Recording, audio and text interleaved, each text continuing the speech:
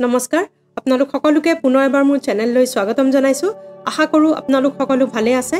আজি এটা অতি দৰকাৰী ভিডিও আপোনালোকৰ মাজলৈ লৈ আনিছো আৰু এই ভিডিওটোত আমি কথা পাতিম গৰম পানী হেকৰ ওপৰত যেটো এটা ফিজিওথেৰাপি ট্ৰিটমেন্টৰ প্ৰধান ট্ৰিটমেন্ট হিচাপে গণ্য কৰা যায় এই গৰম পানী হেক অকল ফিজিওথেৰাপি ৰিলেটেড প্ৰবলেমে নহয় আৰু বহুত বেমাৰত ই সহায় কৰিব পাৰে হয়তো আমি কিছুমান ক্ষেত্ৰত জানো কিন্তু বহু ক্ষেত্ৰত আমি নাজানিব পাৰো সেইবাবে এই ভিডিওটো আপোনালোকলৈ আগবঢ়ালো য'ত আমি কথা পাতিম গৰম পানী হেকে কেনে ধৰণে কি বেমাৰত সহায় কৰে আৰু কেনেকুৱা ক্ষেত্ৰত আমি ইয়াক ব্যৱহাৰ কৰিব নালাগে বা কেনেকুৱা ক্ষেত্ৰত ইয়াক ব্যৱহাৰ কৰিব লাগে কিমান সময় ব্যৱহাৰ কৰিব লাগে আৰু ই আমাৰ শৰীৰত কেনে ধৰণে ফাংচন কৰে সকলোখিনি আজি এই ভিডিওৰ যোগেৰে আপোনালোকে জানিবলৈ পাব আহক তেনেহলে পলম নকৰি ভিডিওটো আৰম্ভ কৰো আৰু যদি ভিডিওটো ভাল পায় তেনেহলে শেয়াৰ কৰিব বুলি আশা ৰাখিলো আৰু লগতে চেনেলটো সাবস্ক্ৰাইব কৰি থব বুলিও আশা ৰাখিছো এতিয়া প্ৰথমতে যাওঁ যে এই গৰম পানী হেকে আমাৰ শৰীৰত কেনেকে ধৰণে প্ৰভাৱ পেলাব পাৰে কাৰণ সেইখিনি জানিলে আমি গম পাম যে কি বেমাৰত আমি ব্যৱহাৰ কৰিব লাগে গৰম পানী হেক আমি বিভিন্ন ধৰণে ব্যৱহাৰ কৰিব পাৰো যেনেকে ধৰি লওক হট ওয়াটাৰ বেগ ব্যৱহাৰ কৰিব পাৰো বা কেতিয়াবা আমি নিমখ এনেকে এখন গামুচাত বান্ধি লৈ পেলাই জুইৰ হেকটো আমি হেকিব পাৰো বা কেতিয়াবা গৰম পানীয়ে গা ধুব পাৰো আৰু কেতিয়াবা ভৰি ধুব পাৰো বিভিন্ন প্ৰকাৰে আমি এই গৰম পানীৰ হেক ল'ব পাৰো আৰু সকলোবোৰ প্ৰকাৰ কোনটো আটাইতকৈ ইফেক্টিভ হেখিনিও জানিম বাৰু কিন্তু প্ৰথমতে কওঁ যে এই গৰম পানী হেক ল'লে আমাৰ শৰীৰত কেনে ধৰণে প্ৰভাৱ পৰে গৰম পানীৰ হেক ল'লে আমাৰ শৰীৰত গৰমৰ বাবে আমাৰ কিছুমান ভেছ'ডাইলেশ্যন হয় অৰ্থাৎ আপোনালোকে সকলোৱে জানে যে গৰমে সদায় বস্তু এটা বহলাই আৰু ঠাণ্ডাই সদায় কোচ খুৱাই আনে সেই একে ধৰণে গৰম পানী হেক আমাৰ শৰীৰত যেতিয়া লগাও আমাৰ যিবোৰ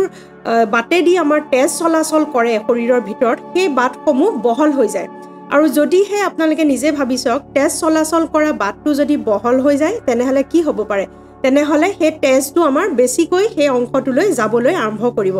আৰু তেজ বেছিকৈ গলে কি লাভ হয় আমাৰ যিমানে আমাৰ ব্লাড সাৰ্কুলেশন ভাল হৈ থাকে সিমান সোনকালে আমাৰ শৰীৰে তাক ঠিক কৰিব পৰা ক্ষমতা আহি পৰে কিয়নো এই তেজে অকল ৰিকভাৰীয়ে নহয় লগতে ই আমাৰ সেই অংশটোলৈ বহুতখিনি নিউট্ৰিশন আনি দিয়ে আৰু অকল নিউট্ৰিশনে নহয় অক্সিজেনৰ ভ্যালুটো বঢ়াই দিয়ে সেইখিনি জেগালৈ অক্সিজেন সাপ্লাই বেছি হৈ যায় আৰু তাৰ ফলত আমাৰ শৰীৰে যিবোৰ মেটাবলিক ওয়েষ্ট প্ৰডাকশন কৰে যিবোৰ আমাৰ শৰীৰৰ বাবে দৰকাৰী নহয় আৰু টক্সিনছ বঢ়াই থাকে সেই টক্সিনছ সমূহো সেই জেগাৰ পৰা অতৰাই পেলাবলৈ ই সহায় কৰে সেইবাবে এই সকলোবোৰ গুণৰ বাবে আমি এই হট পেক বিভিন্ন কাৰণত ব্যৱহাৰ কৰিব পাৰো এতিয়া আমি এটাকৈ বেমাৰৰ কথা কৈ যাম যিকিটা বেমাৰত ই বহুতখিনি সহায় কৰিব প্ৰথমটো মাসল পেইন অৰ্থাৎ আমাৰ মাংসপেশীত যদি বিষ হয় যেনেকে ধৰি লওক আমাৰ কেতিয়াবা বহুত এক্সাৰসাইজ কৰাৰ পিছত মাসল পেইন হ'ব পাৰে কেতিয়াবা কি হয় ৰাতি মাসল কেচ হৈ যায় পেলাই ক্ৰেম্প যেটো হয় মানে হিৰাময় ধৰা বুলি কয় মাসলটো কুচ খাই পেলাই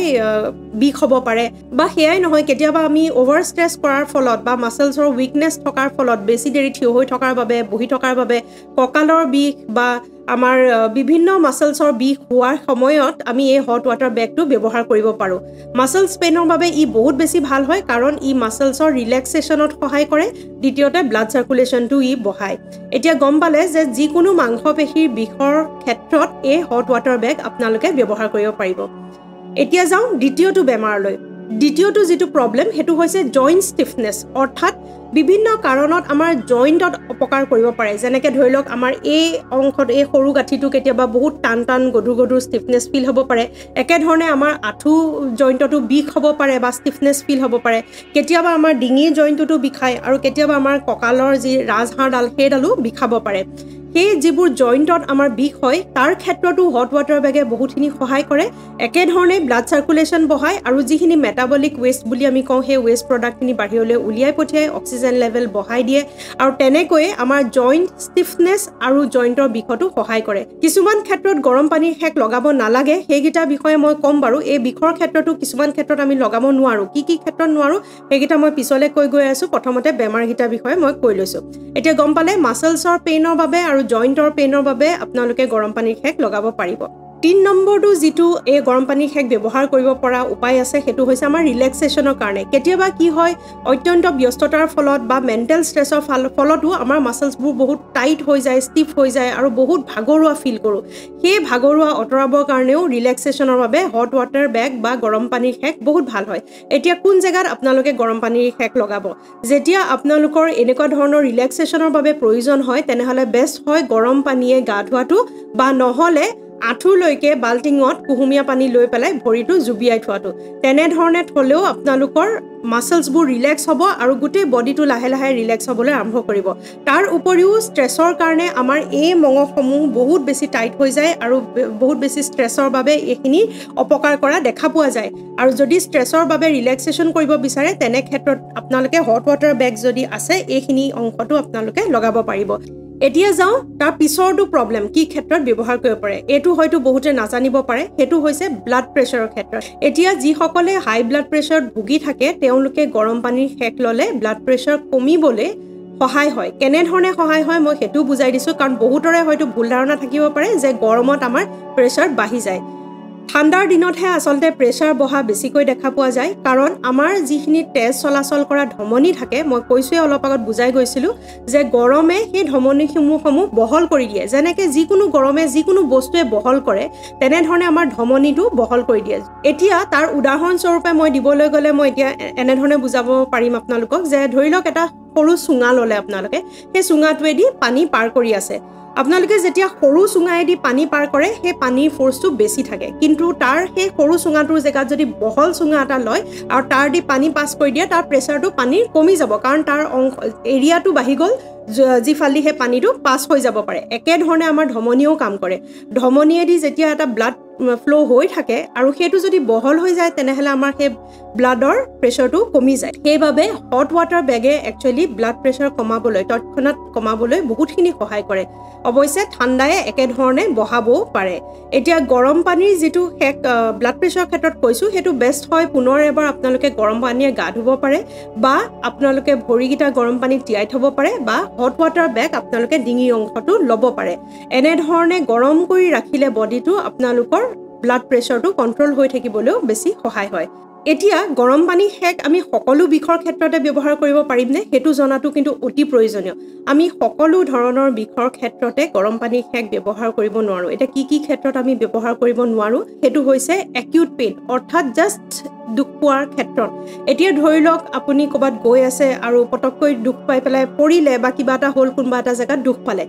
ইমিডিয়েট সেই সময়ত গৰম পানীৰ সেক নলগাব কাৰণ সেই সময়ত আমাৰ ইনফ্লামেশ্যন বাঢ়ি থাকে যেতিয়া ইনফ্লামেশ্যন বাঢ়ি থাকে সেই ক্ষেত্ৰত আমি যদি ব্লাড চাৰ্কুলেশ্যনটো বঢ়াই দিওঁ আৰু বেছিকৈ ইনফ্লামেশ্যন বাঢ়ি যায় তাৰ উদাহৰণস্বৰূপে যদি মই কওঁ আমি ধৰি লওক খোজকাঢ়ি থাকোঁতে এই ভৰি মোচকা খাই গ'লোঁ আৰু মোচোকা খাই যোৱাৰ লগে লগে আমি সাধাৰণতে দেখোঁ যে সেই অংশটো ফুলি আহিলে ফুলি অহাৰ পিছত আমি বহুতেই ভুল কৰি পেলাই গৰম পানীৰ সেক দি দিওঁ ফুলা অংশত আপোনালোকে গৰম পানীৰ সেক দি দিলে সেইটো আৰু বেছিকৈ ফুলি যাব সেইবাবে যেতিয়া ইমিডিয়েট দুখ পায় ইমিডিয়েট দুখ পোৱাৰ পিছত সাধাৰণতে ঠাণ্ডা পানীৰ সেকে বেছি সহায় কৰে কিন্তু যদিহে সেই বিষটো থাকি যায় বহুত দিনলৈকে ধৰি লওক 4-5 দিন হৈ গ'ল আৰু তাতকৈ বেছিকৈ গৈ আছে তেনেহ'লে সেই একেটা বিষতে আপোনালোকে গৰম পানীৰ সেক পিছলৈ ব্যৱহাৰ কৰিব পাৰিব প্ৰথম এদিন দুদিন বা মেক্সিমাম 3 দিনলৈকে পৰাপক্ষত ঠাণ্ডা পানী ব্যৱহাৰ কৰিবলৈ চেষ্টা কৰিব যিকোনো অংশত যদি ৰঙা পৰি থাকে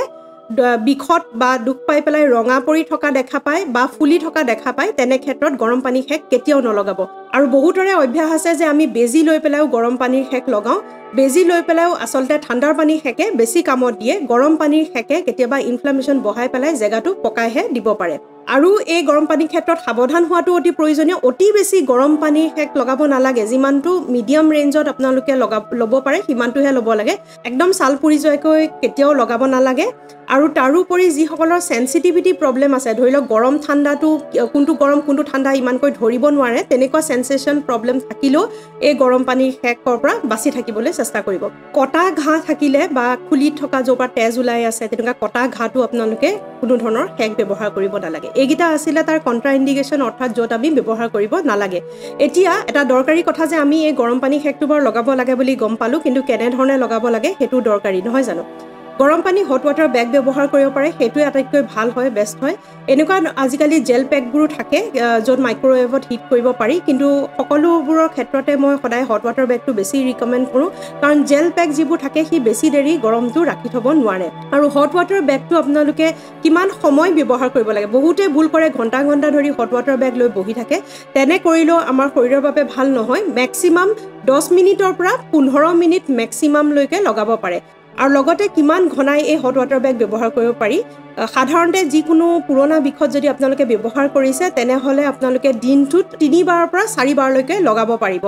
আৰু তাতকৈ বেছি লগালেও অপকাৰ নাই কিন্তু দীঘলীয়াভাৱে নলগাব 10 মিনিটৰ পৰা 15 মিনিট সময় লগাব